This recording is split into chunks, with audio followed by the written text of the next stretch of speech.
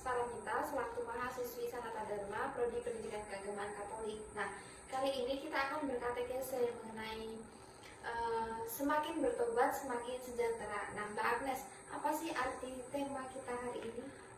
Jadi begini teman-teman, arti tema kita pada hari ini tuh kita berangkat dari pengalaman kita sehari-hari. Nah, tentunya kita itu kan merasakan bahwa diri kita itu semakin bertobat dan semakin sejahtera. Itu artinya kita itu sering sekali terjatuh dari dosa yang sama dan kita itu merasa nanti kalau saya bertobat saya juga bakalan jatuh ke dalam dosa itu dan saya akan melakukan dosa yang sama. Nah, dari pengalaman kita tadi itu saya mengambil ini teman-teman dari ayat Alkitab perikop Matius bab 4 ayat 17. Tuhan Yesus berkata, "Bertobatlah engkau karena kerajaan sudah dekat." Begitu Kak Arum. Nah, tadi kan Mbak Agnes sudah sempat menyinggung dari Matius bab 4 ayat 17 ya, yaitu bertobatlah engkau sebab kerajaan Allah sudah dekat. Nah, di situ kan sudah menyinggung bertobat. Nah, menurut Mbak Agnes sendiri, apa sih itu arti bertobat?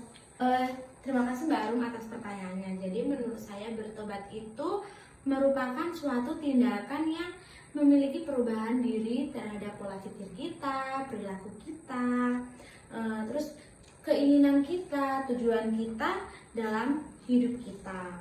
Yang mungkin yang dulunya kita berpikir kita itu ingin ingin berbuat dosa, tapi sekarang ini tuh kita malah ini Mbak Arum kita tuh langsung kenapa ya kita mau berbuat dosa, sedangkan Tuhan Yesus juga mengajarkan kita bahwa kita itu harus bertobat.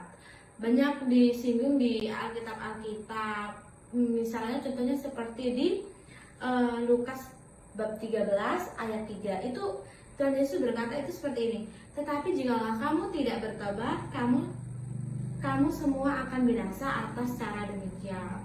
Di situ juga disinggung ya Mbak Arum tentang bertobat. Nah, terus yang kita dulunya hidup di dalam dosa, ini berpikir ingin meninggalkan dosa Mbak Arum. Jadi kita itu memiliki tujuan yang egois mungkin ya Mbak Arum ya. Apalagi di zaman sekarang ini kita nggak bisa memungkiri kalau kita itu pasti melakukan sebuah dosa. Nah, terus jadi kalau berbicara tentang bertobat itu tuh sebagai orang Kristiani, tentunya ketika kita memasuki gereja, tentunya kita tuh udah mengenal apa sih itu bertobat, begitu Mbak Arum.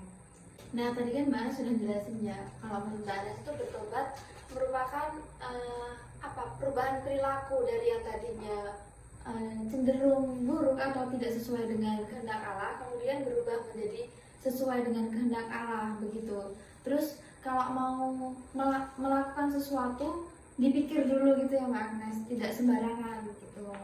Nah, untuk merubah diri menjadi yang lebih baik itu ya, pertanyaannya bagaimana cara Mbak Agnes untuk bertobat atau memperbaiki diri? Untuk bertobat dan memperbaiki diri ya Mbak Arum, saya pribadi itu mungkin lebih kepada mengakui dosa-dosa saya terlebih dahulu itu dulu, terus perbuatan saya, terus menyingkirkan rasa amarah. Kita juga pasti sering ya merasakan amarah yang menggebu-gebu gitu kan. Terus meninggalkan cara hidup. Mungkin cara hidup saya itu selama ini salah begitu. Terus terutama itu tuh merubah perilaku baru menurut saya itu.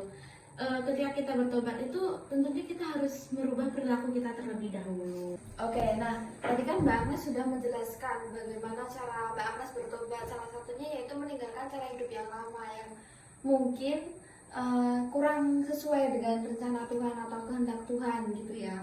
Nah, dalam menjalani proses pertobatan gitu, apa sih yang bisa kita dapat dari sebuah pertobatan itu Mbak Agnes? Sebuah yang kita dapat itu mungkin kita dapat ini kan kesejahteraan di dalam hidup kita. Itu pasti kita dapatkan ketika kita bertobat. Karena gimana ya Mbak Arum ya? Karena Tuhan itu telah memberitahu kita bahwa syarat untuk masuk kerajaan surga itu ya bertobat. Nah, terus ketika kita mencapai pertobatan sejati, tentunya kita akan mendapatkan kesejahteraan di dalam hidup kita. Selain itu juga mungkin banyak orang yang baru yang tidak percaya akan pertobatan seperti yang kita singgung pertama tadi. Dan jadi banyak orang yang merasa hidupnya itu tuh tidak sejahtera, padahal itu tuh perbuatan yang ia lakukan sendiri karena mungkin dia ini ya kurang dalam bertobat atau perilaku dia yang tidak mencerminkan bahwa dia itu orang Kristiani gitu Mbak Arum. Nah, sekarang kan apa ya, banyak orang muda yang kurang mencerminkan perilaku hidup Kristiani seperti yang Mbak Agnes katakan tadi. Nah, kira-kira apa sih aksi konkret atau tindakan nyata yang bisa orang muda lakukan untuk menemukan kesejahteraan dalam hidup, Mbak Agnes? Mungkin sekalipun pertobatan itu bukan sebuah perbuatan yang dapat menghasilkan keselamatan ya Mbak Arum, tapi pertobatan itu juga berujung pada keselamatan yang akan menghasilkan satu perbuatan. Jadi tidak mungkin bahwa ketika kita mengubah pikiran kita mengenai Kristus tanpa diikuti perubahan perilaku diri, jadi mungkin hal yang akan saya lakukan itu saya akan melakukan yaitu merubah diri saya terlebih dahulu yang dulunya buruk, terus semakin mendekatkan diri saya kepada Kristus sehingga saya benar-benar hidup dengan sejahtera gitu Mbak. Nah, oke teman-teman, tadi kan kita udah mendengar sharing-sharing atau pemahaman mengenai pertobatan yang telah disampaikan oleh Mbak Agnes. Jadi kalimat yang dikatakan Mbak Agnes yang terakhir tadi yaitu pertobatan berujung pada keselamatan gitu. Jika seseorang bertobat dan mau bertobat, dia akan mendapatkan keselamatan serta kesejahteraan dalam hidup, sehingga nantinya dia bisa mencerminkan perilaku hidup Kristiani di tengah masyarakat begitu. Terlebih anak muda ya Mbak Agnes ya, betul Mbak Agnes.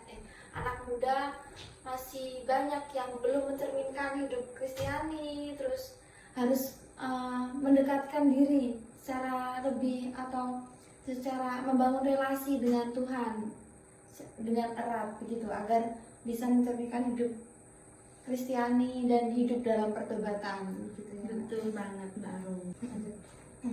Nah Mbak Agnes, kita kan sudah menyinggung tentang pengertian pertobatan, pemahaman pertobatan. Nah dari Mbak Agnes sendiri nih, punya nggak sih kisah pertobatan yang pernah benar-benar dialami oleh Mbak Agnes?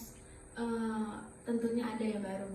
Jadi kisah saya itu di ini Mbak Arum, ketika saya jatuh di dalam keterpurukan saya. Nah, saya itu tuh merasa tuh bahwa Tuhan itu ini malah kenapa sih Tuhan kok jahat banget sama saya, kok saya diberi cobaan seperti ini. Nah, terus saya malah jauh sama Tuhan. Saya bergaul dari hal-hal yang dilarang oleh Tuhan. Nah, di situ saya itu tuh semakin hancur hidup saya ketika saya jauh dari Tuhan. Lalu suatu ketika itu saya gimana Mbak Arum ya, kayak terpanggil gitu loh.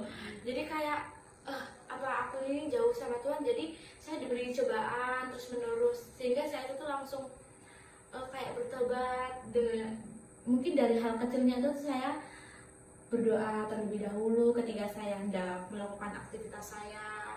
Nah terus ketika mengikuti perayaan Ekaristi juga, terus saya juga berbagi, itu juga melakukan suatu pertobatan juga sih, karena mungkin karena saya itu tuh jauh gitu loh Mbak Arum dari Tuhan gitu.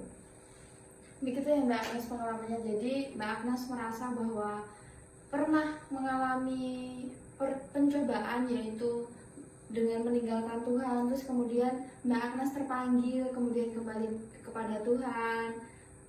Nah dalam proses pertobatan Mbak Agnes itu, Mbak Agnes tuh melakukan apa sehingga bisa terpanggil gitu? Kalau melakukan apa itu tuh ini apa namanya, berdoa mungkin Mbak Agnes? Iya, yang saya jelaskan tadi kan itu hal yang pertama itu saya tuh berdoa, mulai dari hal-hal yang kecil itu tadi baru ya, seperti contohnya seperti berdoa itu, terus ini juga rajin apa namanya mengikuti kegiatan-kegiatan gereja kayak contohnya lektor, terus Mazmur kayak gitu. Terus semakin saya itu mendekatkan diri saya kepada Tuhan itu, saya tuh merasa sejahtera gitu loh Mbak. Baru kayak yang saya singgung tadi, kayak saya itu Tuhan itu semakin ada gitu loh Mbak Arum. Jadi saya tuh kayak jadi begini ya hidup dengan pertobatan itu begitu. Oke, jadi seperti yang Mbak Agnes tadi katakan, kita bisa memulai segalanya dengan hal-hal kecil untuk mengubah hal besar ke depannya gitu ya Mbak Agnes. Nah, oke, jadi pertemuan kita pada hari ini mengajak kita untuk mengikuti jejak langkah Yesus dengan seksama dan menerima janji dan berkat Tuhan agar setiap kehidupan yang kita lakukan sesuai dengan kehendaknya, terus perilaku-perilaku kita sesuai dengan kehendak Tuhan. Maka marilah kita bersama-sama hidup dalam pertobatan dan menemukan kesejahteraan dan keselamatan dalam hidup kita. Begitu ya Mbak Agnes? Bener banget Mbak Arum. Oke, terima kasih. Terima kasih. Bye.